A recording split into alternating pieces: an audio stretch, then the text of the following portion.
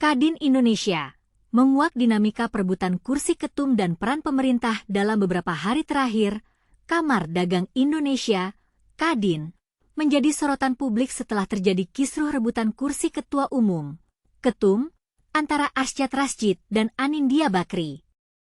Presiden Joko Widodo, Jokowi, pun turut bicara soal hal ini dan menekankan bahwa Kadin bukan organisasi politik, sehingga ia meminta diselesaikan secara internal. Presiden Jokowi, Kadin bukan organisasi politik. Dalam sebuah pernyataan, Jokowi mengatakan bahwa dirinya mengenal baik seluruh pihak yang pernah memimpin Kadin, termasuk Arsyad Rashid. Selama 10 tahun saya menjabat, saya dekat dengan Kadin. Tidak sekali dua kali saya datang di acara Kadin, dulu baik dengan Pak Soeryo Bambang Sulisto, baik dengan Pak Rosan Ruslani, baik juga dengan Pak Arsyad, baik juga dengan Pak Anindya, baik semuanya, kata Jokowi. Jokowi menekankan bahwa Kadin bukan organisasi politik, sehingga ia meminta diselesaikan secara internal. Ia mengatakan jangan sampai bola panas dilempar ke dirinya. Dan ini bukan organisasi politik, ini adalah organisasi pengusaha. Sehingga saya minta diselesaikan secara baik-baik di internal Kadin.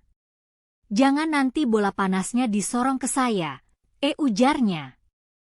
Pihak istana, tidak ada cawe-cawe dari Presiden. Koordinator Staf Khusus Presiden, Ari Dwi Payana, menegaskan bahwa Presiden Jokowi menghormati mekanisme aturan yang termuat di Kadin.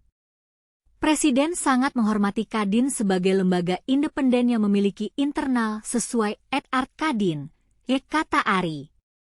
Ari mengatakan dinamika yang terjadi di internal Kadin saat ini tidak terkait dengan istana. Dia menegaskan tidak ada cawe-cawe dari Presiden Jokowi dalam urusan jabatan ketum Kadin. Tidak ada cawe-cawe dari Presiden. Itu urusan internal Kadin, katanya.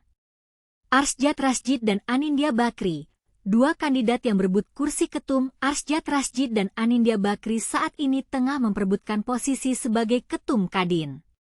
Arsyad diketahui menjabat sebagai ketum Kadin periode 2021 hingga 2026. Jabatan Arsyad lalu diberhentikan di tengah jalan dan digantikan oleh Anindya Bakri yang terpilih dalam musyawarah luar biasa, Munaslup, Kadin pada Jumat 13 September. Menteri Hukum dan HAM, pemerintah akan mengikuti aturan Menteri Hukum dan Hak Asasi Manusia, Menkumham, Supratman Andi Akta sebelumnya telah buka suara terkait polemik perebutan Ketua Umum Kadin. Dia mengatakan, jika hal itu persoalan merupakan masalah internal Kadin. Kalau kami di pemerintah ya, ini kan urusan internal Kadin sebenarnya. Dan sudah diselesaikan lewat dengan keputusan Munaslup yang ada, katanya. Menurut Supratman, pemerintah akan mengikuti aturan. Dia menyebut penyelenggaraan Munaslup dengan hasil ditetapkannya Anindya sebagai ketua umum merupakan kehendak mayoritas pengurus daerah.